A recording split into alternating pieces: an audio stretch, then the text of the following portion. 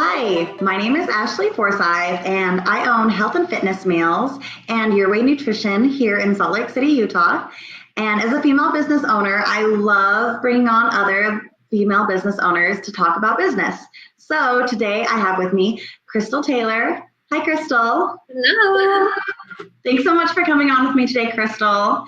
And guys, I love Krystal because we got to meet doing some booths at some gyms. So she also is in the fitness biz here in Salt Lake City, and she owns Vitesse. Did I say it right? Vitesse Athletics? Vitesse. Vitesse Athletics. And tell us a little bit more about what you do and about Vitesse Athletics. So Vitesse originally started as just actually bras in the athletic clothing company, and now it's like athleisure has taken over the whole, I swear, the whole entire clothing period for women. Mm-hmm.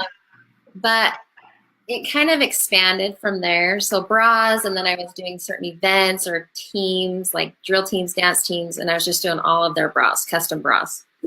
And then they would say stuff like, do you have any leggings? Do you have any of this? And I kind of did stuff like that on the side for girlfriends and for myself as far as leggings went, because, you know, we're working out, we're at the gym all the time. And sometimes when we're competing, it's twice a day, if not sometimes more. And you're changing all the time, and it's like $100 for a pair of pants or 120. And I'm like, this is so ridiculous. So anyways, now we've expanded to doing sports bras, tops, athleisure products, you know, tons of leggings, pocket leggings, athletic joggers, you know, just kind of, it just went from one thing to the next. And now we're kind of expanding into the male. Yeah, you heard that right. We're going to be guys. And we got some new joggers in, and we're going to be trying to get some like the awesome shorts, athletic shorts for guys. All right, that's good to know. So I can agree with you more. I mean, athletic clothes have really become popular. It's almost like casual wear now. Oh my gosh, I know. And I've even dressed it up myself, like put cute pumps on, right? With some of your black athletic bottoms and like just a cute top. It's the thing to do. It's comfort, but looking good doing it. Yeah, I mean, way to capitalize on that. I actually remember because I was like, I started this look because I was always walking around. I was in college. I was always walking around campus in leggings, sports, like, well, not sports bra, obviously tanks. But like, I was walking around in my gym clothes because I would go from class to like the campus field house, you know, to class. And I remember when I was the only person doing it. And then I started seeing all the girls on campus in leggings and tennis shoes and in workout clothing and yoga clothes all day long in all the classes. And I'm like, I don't see you at the gym though, ever. Like I never see you there. You faker. You're stealing my look. I don't appreciate it, but now everyone does it. So it's just in now, right? Totally. And I think too, it's been at least even in like Utah culture, you know, a lot of us women have children. And so we're running, dropping them off at school, trying to get a workout in, coming home. Mm-hmm. So it ends up being like almost all day you're caught in your workout stuff. You know what I mean? Until you're showering. It's like 4:00 in the afternoon and you're thinking, oh my gosh, where has the day gone? Yeah, I wear workout clothes to work for sure. But yeah. I work in a kitchen or from my home. So yeah. All right, let's see. So tell us a little bit more about how you got involved in this line of work and like what sparked your interests. Well, I've always kind of liked to do my own thing. I beat to my own drum, I could say. I had a hair extension company before my athletic clothing company, and I did nails and hair. So I'm a cosmetologist and all that. So I think that most cosmetologists probably resonate with me here, that we find creativity in certain things and we love, and it's like a little side job that we do. So after I did my hair extension company, my little boy was born, and 2 months later I sold it. And I was doing nails, doing hair, and I thought, you know, I really would like to spend more hands-on time with him.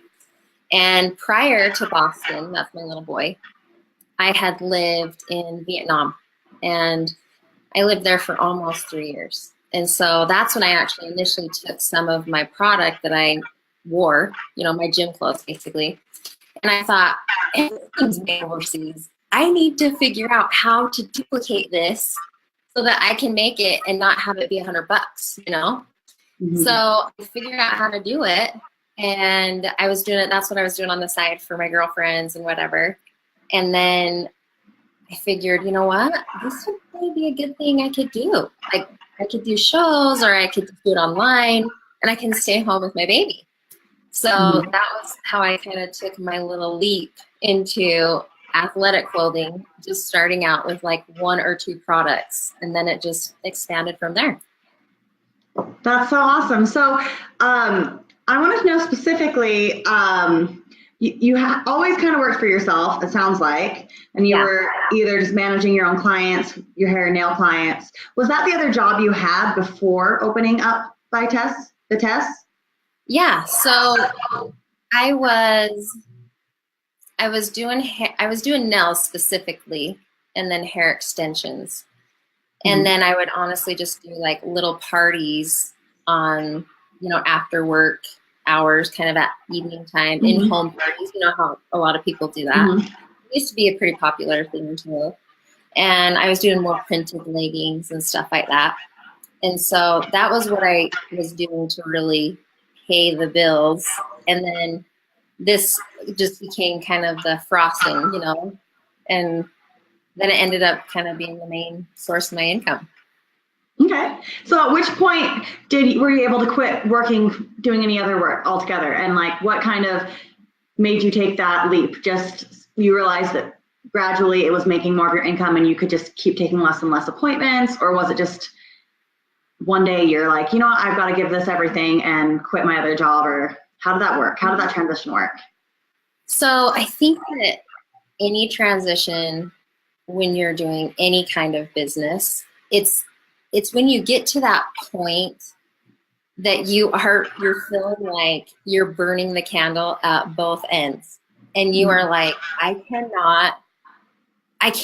have no balance. You know what I mean? And it's like, oh my gosh, I have to choose one thing, because you cannot ride 2 horses at the same time. And I thought, hey, I have a successful business. I have a full nail clientele, hair clientele, but it takes me sitting behind a desk to make money. And I thought, no, I was not paying the bills with the athletic stuff at all. But I knew that if I had the confidence that if I gave it my all, my 100% attention, that it would work. That's all I had to think about, is just, it's going to work. You know, but I can't devote and spread myself so thin that it's not doing anybody any good, including myself, you know?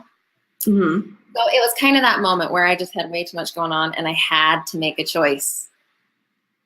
Yeah, I've actually heard of this before. Like, it's like you're still working for yourself, which is a little bit different. A lot of the people I've interviewed, you know, left their corporate job to work for themselves, but it's a different type of business model where you're creating more of a job for yourself, where not an income for yourself without working, without taking appointments. So nobody, with you doing hair and nails, you're not making money unless you're working. Yeah. And the product is you, meaning nobody can duplicate it for you. Nobody can duplicate, you know, your abilities to do hair or nails for you. It's completely required on you performing. So that's not something you can ever really retire with or step away from or make a passive income with. So exactly. I've heard of that. What? I said there's no residual income in that. Exactly. And so I've actually heard that from a lot of business owners. It's a type of business, but it's not. A lot of people, I get that a lot from personal trainers. Personal trainers say it's the same thing.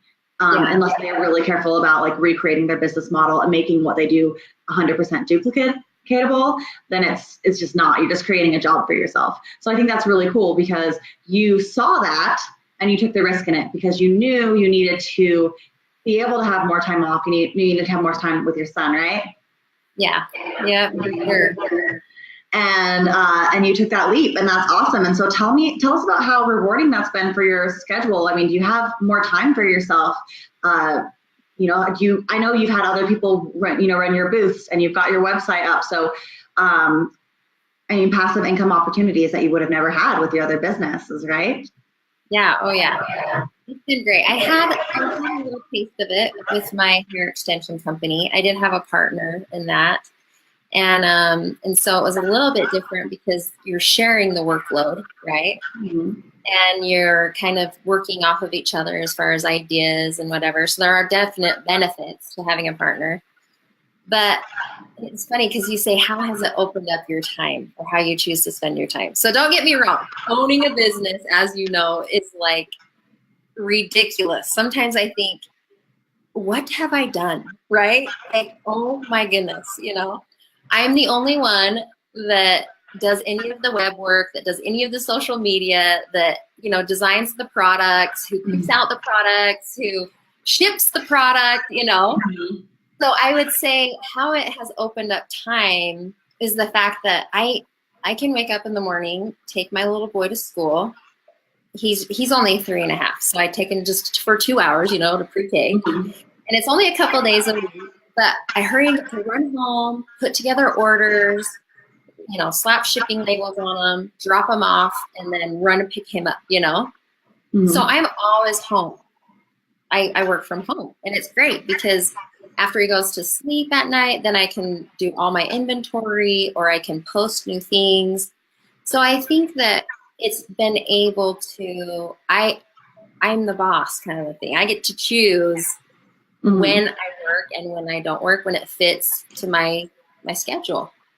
And so I do find that I'm up a lot until 1:30 or 2 in the morning trying to get stuff done because he's so busy.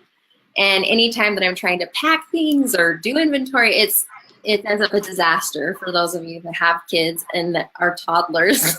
They're into everything. And so it ends up being a total mess. But you know what? It's partly a learning experience too for him to know that you can do whatever you want to do as long as you're willing to work for it. Yeah, absolutely. I mean, I know so many of working moms like you are single moms, that own their own businesses. And it's such an example for your children, like to grow up and be able to see that their parents are doing whatever they want and making it happen. So that's so good for you. And that he's going to appreciate that and grow up with like a different outlook and attitude, especially with what women are capable of. And that's so powerful. Yeah, I think that a lot of women may doubt themselves when they have a hobby or something that they really like that they're good at. It's like their talent, and it takes them a little bit to figure out, gosh, there's enough people complimenting me. I have a really good girlfriend who she just started making cakes and taking orders, and she is awesome. And I'm like, this is so cool. Like she's done it always for her kids, for their birthdays and holidays. And then she took something that she loved and then she made it into something that other people can benefit and have her talent. You know what I mean? And so it's like, it takes us a little bit to kind of see what we're good at, take the leap of faith and the courage. But I think it's good for our kids to see, especially for single moms. I'm a single mom. And so that life happens, situations come up that we don't expect, and we do what we have to do. And that's what you do in life. You know what I mean? You don't roll over and just, what are we going to do? You know what I mean? Oh my gosh. But you just kind of take the bull by the horns and you figure it out. That's so awesome. So I want to talk to you dive a little bit more. You mentioned that you lived in Vietnam. Yeah. And you also said that you did fitness competitions, and both of these things, you did fitness competitions when you were in Vietnam, is that? No, so I did the fitness competitions before I went. And then I had like different stints. So I had at home still here in Bluffdale. And so I would live there for like 6 months, come home for a few weeks, live there for 4 months, come home for a few weeks. So I kind of lived in both places for work. And then I just figured while I was there, I mean, why not, right? I've always had this weird drive to just figure out certain things instead of, having to pay $100. How can I do this better? So that's one thing that I loved about it is I made sure that We serged all of our seams, that they're triple stitch, quadruple stitch, that the fabric is thick enough that everyone says, is it squat proof? Is it squat proof? You know? And half of that is getting the size that you need. But I think that what's great about it is I don't have brick and mortar. You know, these places that are a lot of money for their products, they have employees, they have brick and mortar, they have multiple shops, they have managers and people that they have to pay. So I've just taken that scale and given the same quality product, and then for half of the price or less. You know, I don't think anything that I have is more than $55. You know what I mean? Mm-hmm. And you're getting a great quality product. So it's kind of it's a gratifying thing, because then too I'm making it more affordable to dress and look like $100, right? That's so amazing. And that's so like, I mean, I just want to also tell everybody that I do own a number of your clothing lines, and I love them. And when I first met you, like I think I said earlier, we had booths set up next to each other, and yeah. I believe my booth was for health and fitness meals, and I loved all the stuff that you had. I know I left there and I spent more money than I made. That was next to me. But sometimes we do booths, and sometimes the most important people that we meet are the people next to you, and not necessarily the consumers like coming on by. So I've always enjoyed meeting people around me, and even I've gotten good business and collaborative business from a lot of the people at fitness expos and events that I've done. Oh, for sure. I think that's what's awesome about doing different events and different venues, is the fact of other businesses, because we're all really part of a small business, you know, and learning about each other and supporting one another, because we all have great things to offer, you know. So sometimes I've looked at it as, sometimes you get these vendor neighbors that aren't so great and aren't so nice. And I'm like, hey, we're not competition. We're actually like working for the same team. You know what I mean? Yeah. So tell me about, how many events do you do? What type of events do you do? And tell me if that's the number one source of your income, or if it's more hosting parties or from your website. Are those your 3 platforms for sales, by the way? Yeah, and Facebook. And Facebook. So social media, your website, and then you do events, so public booths, and then you also still do parties? You know, I'll do parties every once in a while for normally like close friends that I've had for a long time. I don't really do that much anymore because they are a lot of work. But as far as the different platforms, when I very first started, the venues were my big income, you know, and that became to be, I would say, a lot of time, I mean, as you know, to set up for shows, it's a lot of work, you know. And my setup is extensive, you know, so I'm having grid and mannequins and all sorts of things, which I do love events because I get to meet all of you wonderful people out there. And it's so fun to just chat and get to know people and meet new people.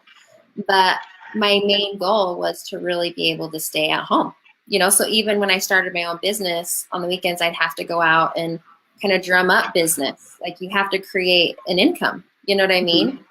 And so I took an e-commerce course last year. And so I've been working more on my online presence and Facebook and Instagram. And so Shopify, I've tried a lot of different, I would say, themed websites. And I used to work with Magento and a ton of different things. And I learned how to code and all this stuff just from experience and over time. But Shopify has made it super easy. And I feel like they have a lot of apps that work really well. So for those of you who are getting into business, I think that that's a really good platform to use. It's affordable. There's lots of different things that you incorporate as your business grows. And so I've been able to kind of work on that area of it. So I don't have to do as many venues, as many shows, as many pop-up parties. But, you know, as you're getting busier, that's the first thing you got to do to grow your business, is get your name out there. You used to call it Shopify? Yep, Shopify. Okay, I just put that up for people to see. Yeah. Is that what the website you still use? The builder you Yes. still use? Shopify, Mhm. awesome. So you're getting, now your business has changed and you get more business from online than you do from events? Yeah. Yep. Oh, that's So so awesome. it's been a nice transition over the year, and it's been great to see, every year gets a little bit better. I've only been doing it though for like 2.5 years. So it's pretty new, I think. Mhm. Is just a question for you. I knew at a point you had hired some other people to do the booths for you, the sales booths. Yeah. Is that still a thing that you're doing? Yes. Yeah. So I So, actually go ahead, sorry. so ideally, you're not going out and setting up all these booths anymore. You've got people working them and selling them for you, so you have even more time for yourself, correct? Yeah, it still is a lot of so it's funny because a lot of people don't see the time that's kind of put into it, right? Mm-hmm. So the week or depending on how big the show is, right? I have to set it up. I have a lot of grid. For those of you who've ever worked with grid, it's heavy. It can be nasty to put up and dangerous, right? I'm like, holy cow! I've had it fall on me. It's been a big deal. So I I think actually it's a huge metal. It's like your huge metal wall, like it's like the squares, right? And that's where you yeah. can hang everything from. Okay. Yeah, that you can hang any kind of product that you want from. And so Mm-hmm. I have to set up all of that so I can put my shelving up, my mannequins on it, hang all my product. So I set every show up and then I have women come and work the booth and sell for me so that I can, be at home and then I'll go and clean up the show and things like that. I used to hire younger girls, but they used to always be on their phone the whole time. So I found that hiring women that they love it, that's their outlet. Their moms or they're working and they just want some social and it's fun and they enjoy it. Mm-hmm. So it makes it kind of nice. Plus I enjoy them and they're all really wonderful and Oh they yeah, I do loved great. all those ladies at your booth at FitCon. They were great. Oh, I know. They're so cute. And it makes it fun, right? To work with people that you enjoy. Mm-hmm. Definitely. Oh, well, that's awesome. That's so helpful. And I know last time we talked, the booths were your number one seller. So that's amazing that your website business has grown that much. And don't you just love social media for like marketing? It's just the best. It is, but it's so fun because it is like it's been a hard thing to learn how to really grow your business online. It's actually, I mean, it is a lot of work, as you know. Even you taking the time to do the businesses that you have, it it's a consistency thing. I feel like to Mm-hmm. create a presence, you have to be consistent with the things that you do. Yes, definitely. So, can you tell us, as far as like the advice column portion of this interview, I want to know what advice you'd have for other female business owners, and what what you would tell them, today. Well, we go back to um, there's a lot that I could probably say, but I would say you have to have a quality product and something that you can stand behind so that you can have integrity, right? Mm-hmm. So I feel like with the different products that I've carried or the businesses that I've had, the first business that I ever got into before I started my own hair extension company, I was with a couple of people that they didn't really care about the quality of the product. They cared about the sale of the product. Mm-hmm. And so they were taking, horse hair and animal hair and mixing it with human hair. And so when you put the extensions in, they never lasted.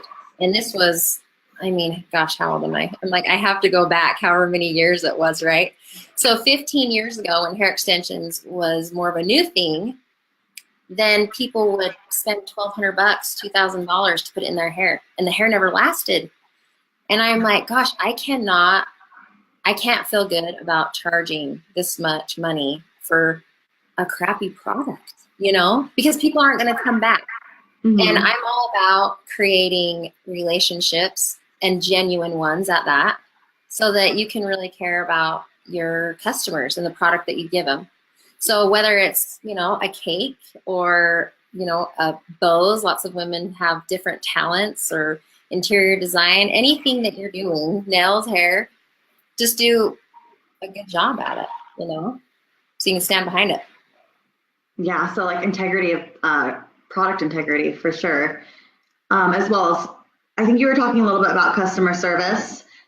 Oh, completely. I think that to be, customer service goes a long ways with people, even if it's just to listen to them vent, right? It's just about being understanding and kind, really, I think, and making things to where you create an understanding with your customer. And so as long as they feel like they're taken care of, they're always going to come back. I completely agree. I think that if you care about your product, your clients know that you care about the product. Oh, for sure. And definitely making it something that you also would consume or wear or use, or, and if it wasn't, then like, why sell it? There's no passion behind that. And for me, I eat my health and fitness meals every day of the week, like for the last 5 years. And if I think the food needs to be better, like I'm going to fix it. Yeah. Oh my gosh. If I move around, will it like not connect? I have to go get my battery, you guys. What the heck? Oh no. I'm like, will it move and be all weird? What? If I'm moving with you? Like my computer, can I move this? Yeah. You guys, this is what it's all about, improvising, right? Yes. I'm getting my power cord here. Okay. That is hilarious. And now I'm getting the house tour.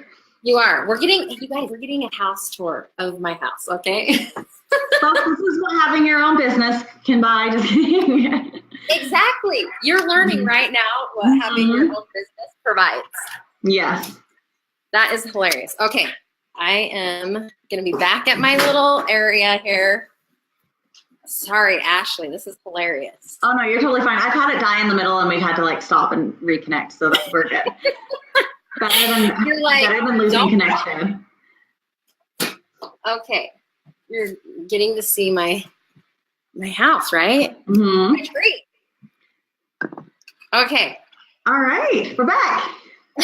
We're back. You guys, love it. All right. So as far as we're on to our last question of our interview, where you get to ask me a question. Woo! Okay, so because you've had a lot of businesses, but what brought on this new program for meals?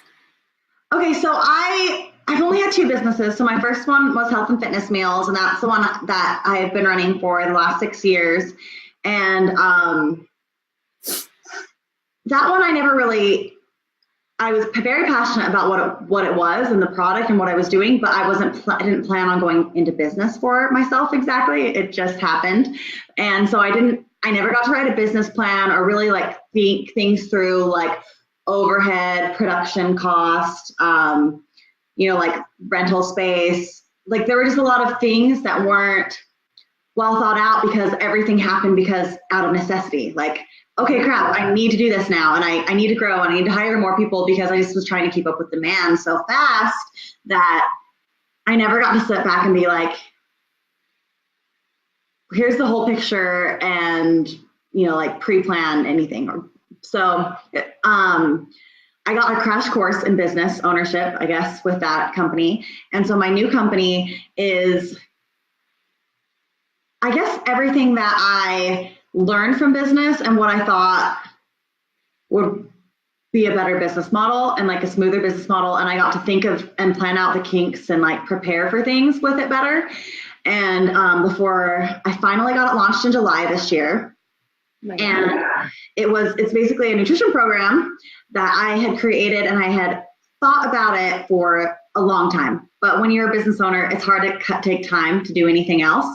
One of the things that made me be able to take the time off to do this was, one, it was a need for health and fitness meals, where I was on the phone a lot and still manually doing nutrition plans for a lot of clients. And that was taking a bunch of my time again, which of course you don't have time. So you want things to be seamless, and you want people to be able to get things immediately, and you want to be able to not be working all the time. So this program made it so people could get onto my website, fill out their information, and then automatically get a meal plan. So I wouldn't have to be on the phone talking with people anymore and then spending hours writing them. I just had pre-created like over 140 different templates that, in my years of experience, people kind of clump into groups, subcategories naturally. And so it started to be like, oh, well, this person's very much like this person, and they were getting something very similar. So with those patterns, I created all these different templates, and then all I needed was a platform where they would automatically get the email after the plan was paid for. That's awesome. And a really big encourager that got me this launched was my friend Bree. She lives in San Diego, and she's also in the fitness business and has some of her own companies. And I went out there to visit her, and I was just like, hey, I've been wanting to show you this idea I've had for a really long time. I showed it to her, and she was like, this is amazing. And I was like, yeah, it's just going to take a lot of back end, like email programming, but like I've got all the templates together, and then I've got like this equation, and as long as people fill out this, we can say they get this email if they're at 1,600 calories and they're on the keto plan. And so she was just like, let's do this. So she like really, really encouraged me, and we spent an entire week out there getting this all the way set up. And she went to school for business and marketing, and now she's my partner. And it's really great because if Health and Fitness Meals can use this program, and immediately I actually started generating passive income, like right away when I put it up on my website, is we can white label this, and other companies can put it up on their websites, and now they can have a nutrition solution for their companies. And we even put their logos on the plans, and they don't have to do anything, and they can start generating a passive income, and people are having a need met. So if they're going there to a gym for, say, and they're getting their workouts, they don't have to go somewhere else to get a nutrition plan. They can get it from the gym, and they don't have to, spend money and time, investing in a nutritionist or anything like that. So it's really great. We've got a number of partners now, and the reason why I like this business model so much is that I've eliminated the expense for a lease, because you don't need to pay, obviously, for a website platform like a building. As far as cost of overhead for payroll, like it's automated program, so we don't have to pay anybody except for the nutritionist that they're going to talk to on the phone, because the program also hooks them up to talk with somebody live. That's going to be the only overhead expense, but right now we're just the ones taking the calls as the nutritionist. But yeah, so that's what we thought of. We just wanted to create a better solution. There are some other programs similar to it out there, but by similar, I mean maybe there's like 10 different plans, 10 different calorie options, like very, very simple types of plans.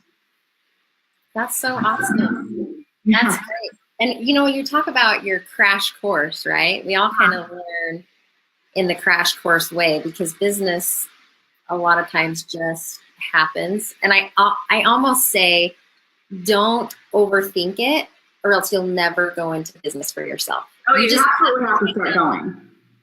And then it will, you have to, out of necessity, but then you'll learn along the way. It's like, yeah, I have street smarts, right? I didn't necessarily graduate with some degree.